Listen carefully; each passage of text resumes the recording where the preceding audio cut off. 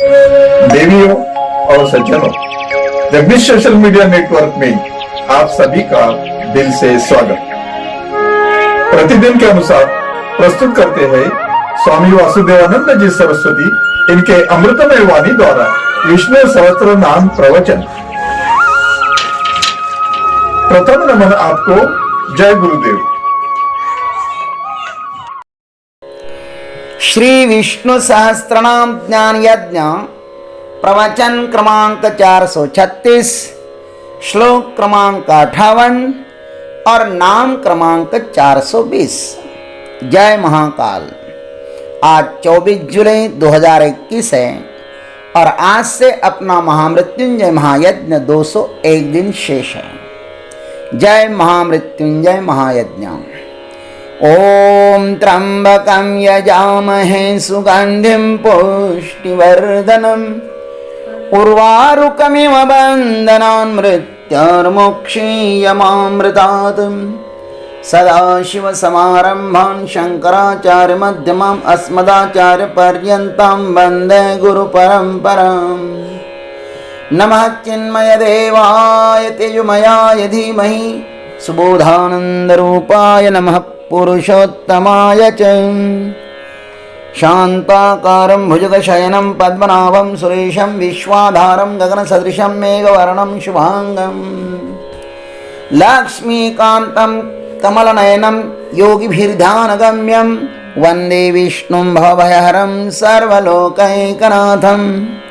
महायोगपीठे तटे भीमरथ्यां वरं पुण्डरीकाय दातुं मुनीन्द्रैः समागत्य तिष्ठन्तमानन्दकन्दं परब्रह्मलिङ्गं भजे पाण्डुरङ्गम्। ऋतुः सुदर्शनः कालः परमेष्ठी परिग्रहः उग्रः संवत्सर दक्ष विश्रामो विश्वदक्षिणः। ओम परिग्रहाय नमः। ओम तत्सत। भीष्मदेव जी महाराज भगवान के एक एक नाम का खजाना हमारे सामने प्रस्तुत कर रहे हैं। पहले भगवान को परमेष्ठी कहा। परमात्मा परमेष्ठी है। परमेष्ठी का अर्थ है सबसे श्रेष्ठ है, सबसे बड़े है। अब यह कहने के अनंतर कहते कि वे सबसे छोटे भक्त हो तो उसका भी परिग्रह अर्थात ग्रहण करते हैं। देखो, इतना बड़ा परमात्मा वह सबसे से छोटा भक्त हो ना तो वे उसका भी ग्रहण करते हैं। माने उस भक्त के द्वारा भी ग्रहण किए जाते हैं।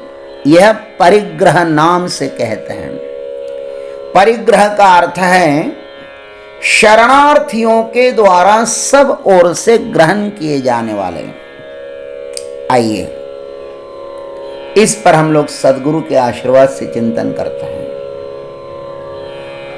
वैसे तो वेदों में परिग्रह की निंदा ही की गई है। परिग्रह की निंदा की गई है। वेद परिग्रह पर नहीं अपितु त्याग पर अधिक बल देता है।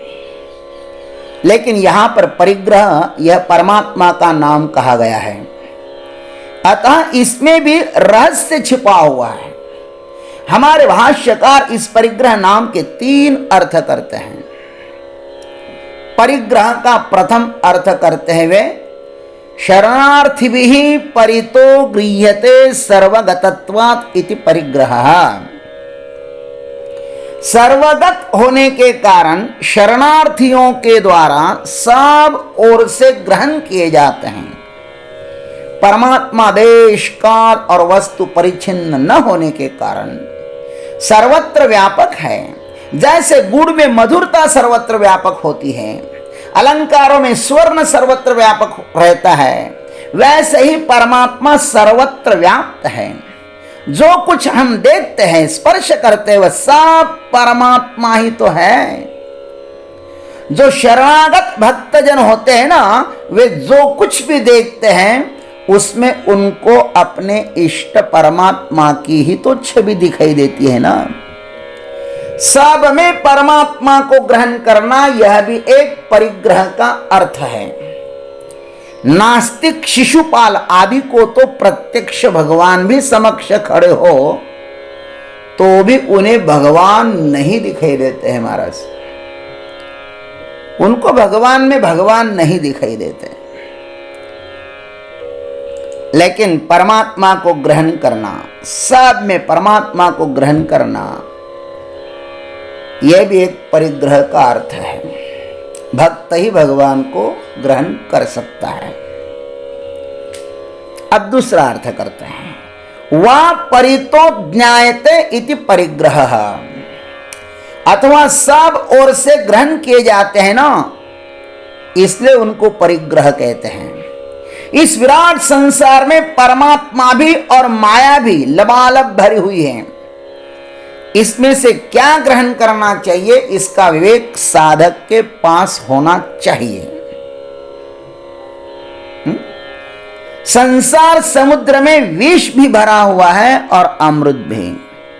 उसमें से किसका ग्रहण करना चाहिए, यह हम पर निर्भर है। संसार को भोग दृष्टि से देखने से वह जन्म और बंधन रूप भवसागर में इस जीव को ढकेल देता है, और उसे परमात्मा दृष्टि से देखने से वह भवसागर से मुक्त कर देता है।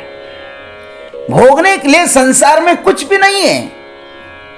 उसको हम जितना भोगेंगे ना, उतनी ही भीतर अतृप्ति बढ़ती जाती है, और उसका जितना विवेक पूर्वक समता बुद्धि से त्याग करेंगे ना, उतना ही भीतर तृप्ति बढ़ती जाती है। ईशावास्य श्रुति ने कहा है, कुर्वन्नेवेह कर्माणि जिजीविषेत् क्षतगं समाहा एवं त्वयि नान्यथे तोस्ति न कर्म लिप्यते नरे। इस लोक में अग्निहोत्रादि कर्म ईश्वर पूजार्थ करते हुए ही 100 वर्ष तक जीने की इच्छा करो। इस प्रकार मनुष्यत्व का अभिमान रखने वाले तेरे लिए इसके सिवा और कोई मार्ग है भी नहीं। श्रुति प्रत्येक जीव को उपदेश कर रही है, जिससे तुझे अशुभ कर्म का लेप न हो। ईश्वर समर्पित भाव से किया गया कर्म ही मनुष्य को कर्तृत्व भोक्तृत्व के अभिमान से मुक्त कर देता है। कर्तृत्ववादी भाव को जन्म देने वाली माया ही है, अतः उससे सावधान रहना चाहिए। और जो कुछ भी हमें हमारे वर्ण और आश्रम के धर्म के अनुसार कर्म प्राप्त होता है, उसे परमात्मा का प्रसाद समझकर स्वीकार करते हुए निष्काम भाव से ग्रहण करना चाहिए। उससे प्राप्त हुआ प्रसाद उसी को निवेदन करते हुए ग्रहण करना ही परिग्रह नामक भगवान की पूजा है। इसलिए भी भगवान को परिग्रह कहा गया है। परिग्रह का तीसरा अर्थ भी करते हैं, पत्र पुष्पादिकं भक्तैहि अर्पितम परिगृह्णाति इति वा इति परिग्रह। भाष्यकार लिखते हैं, भक्तों के अर्पण किए हुए पत्र पुष्पादि को परमात्मा ग्रहण करते हैं ना, इसलिए उनको परिग्रह कहते हैं। भगवान इतने कृपालु है कि भक्त श्रद्धा और विश्वास से जो कुछ भी उन्हें समर्पित करते हैं ना, वे उसे बहुत ही आनंद पूर्वक स्वीकार करते हैं।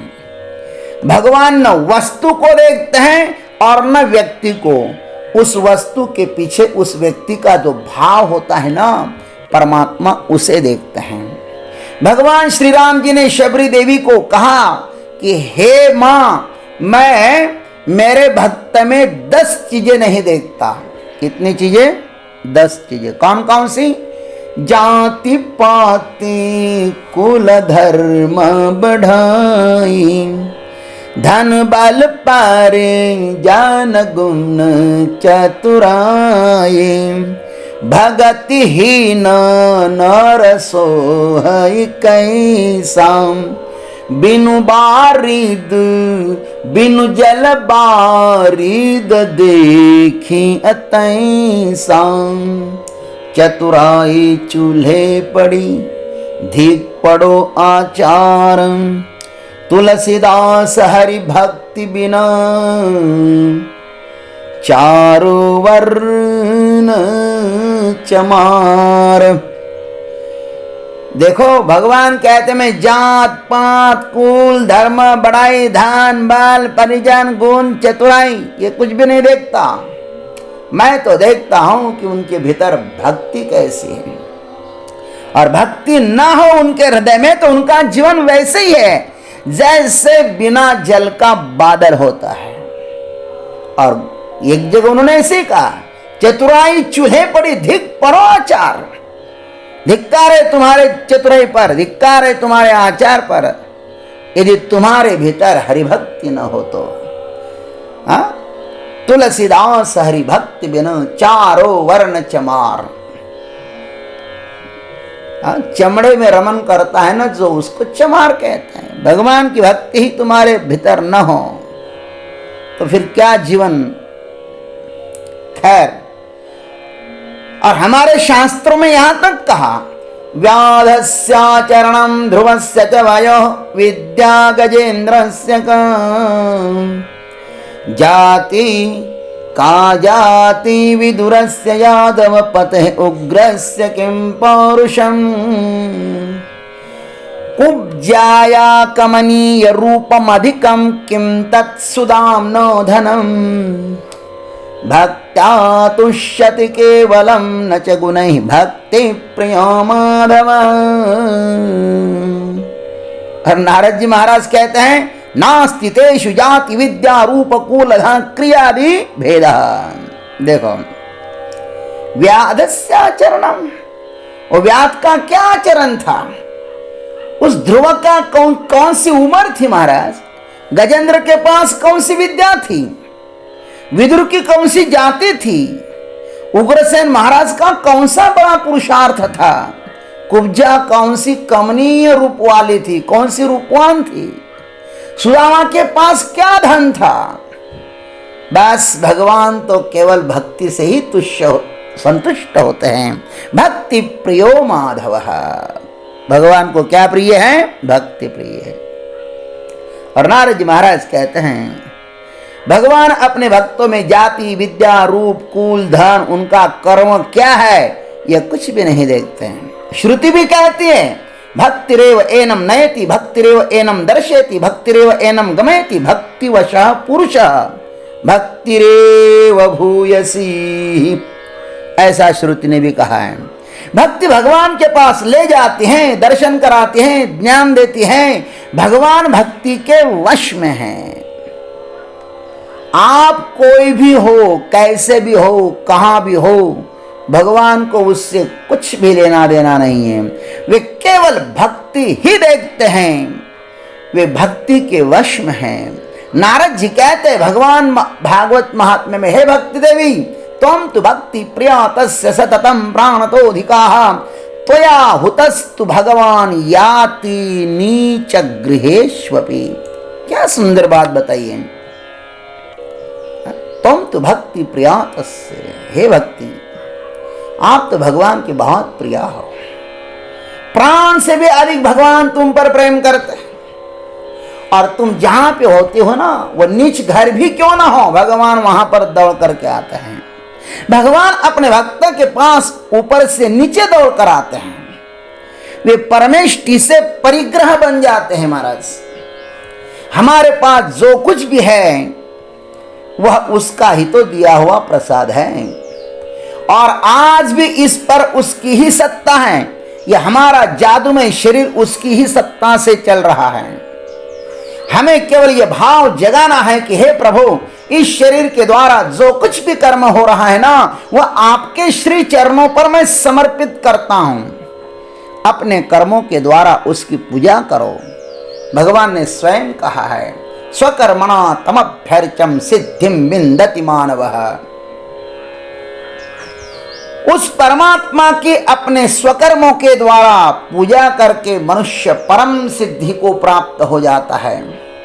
हमारे पास जो कुछ भी है, जैसे किसी के पास ज्ञान है, किसी के पास संगीत कला है, किसी के पास नृत्य कला है, वाद्य कला है इत्यादि, जो कुछ भी हमें भगवान ने प्रसाद के रूप में दिया है ना, वह क्या है? वह सब परमात्मा का प्रसाद ही समझ लो, प्रसाद ही है। उसको हम यदि कृतज्ञता पूर्वक परमात्मा को समर्पित करेंगे, कृतज्ञता पूर्वक कह रहा हूं, तो वे अवश्य ही स्वीकार करते हैं। वे स्वयं कहते हैं, पत्रम पुष्पम फलम तोयम यो मे भक्त्या प्रयच्छति तदहम भक्त्युपहृतम अश्नामि प्रयतात्मनः। वे स्वयं कहते हैं, जो भक्त मुझे पत्र पुष्प जल इत्यादि भक्तिपूर्वक प्रेम से अर्पण करता है ना, उस शुद्ध बुद्धि निष्काम प्रेमी भक्त का प्रेम पूर्वक अर्पण किया हुआ मैं ग्रहण करता हूं, खा लेता हूं। द्रौपदी ने उन्हें वनवास के समय सब्जी का पत्ता दिया, विदुरानी ने भी उन्हें सब्जी ही खिलाई थी। द्रौपदी ने भी सब्जी का पत्ता दिया, विदुरानी जी विदुर महाराज की पत्नी ने भी उन्हें सब्जी खिलाई थी। दुर्योधन का मेवा त्याग साग विदुर घर खाई, सबसे ऊंची प्रेम सगाई, सबसे ऊंची प्रेम सगाई। झूठे फल शबरी के खाए, बहुविधि प्रेम लगाई, सबसे ऊंची प्रेम सगाई। भगवान तो प्रेम देखते, भक्ति प्रियो माधव। अरे भाई, गजेंद्र ने उसे कमल का पुष्प अर्पण किया था, शबरी ने जूठे बेर खिलाए थे उस परमात्मा को, और राजा रंती देव के सामने वे चांडाल के रूप में आए थे, तो उन्हें पानी पिलाया था भगवान को। ऐसे भगवान के अनेक भक्त हैं। भगवान ने इन भक्तों के द्वारा दिया हुआ प्रसाद कितने भाव से ग्रहण किया था, उस भाव को व्यक्त करने के लिए शब्द हमारे पास नहीं है। इस प्रकार इन तीनों भावों में भगवान का परिग्रह नाम सार्थक हो जाता है। उसको सब कुछ समर्पित करने का अर्थ है हमें पूर्णतः खाली होना है। फिर उस खाली जगह में ही उसका प्राकट्य होता है। वाल्मीकि ऋषि कहते हैं, जहां न चाहिए कब ही कछु, तुम सन सहज स्नेह, बस हुतांसु ही निरंतर सो राउर निज गेह। हम प्रभु को ग्रहण करेंगे तो वे हमारे हृदय में आकर बैठ जाएंगे। परिग्रह एक तरफ से नहीं होता, ध्यान रखना। परिग्रह एक तरफ से नहीं होता, दोनों तरफ से होता है। भगवान कहते, ये यथा माम प्रपद्यन्ते तांस तथैव भजाम्यहम्। जो मुझको जिस प्रकार प्रपन्न होता है ना, मैं भी उसका वैसे ही भजन करता हूं। इसलिए शुरुआत करो, शुरुआत अपने से होनी चाहिए। परमात्मा तो तैयार है हमें आलिंगन देने के लिए, लेकिन प्रारंभ तो हमें करना है। ओम तत्सत। जय गुरुदेव, जय जगदीश्वर, जय जय महाकाल। अभी आप सुन रहे थे स्वामी वासुदेवानंद जी सरस्वती इनके अमृतमय वाणी द्वारा विष्णु सहस्त्र नाम ज्ञान यज्ञ प्रवचन का अगला भाग लेकर कल सुबह फिर उपस्थित होंगे। हरिओम।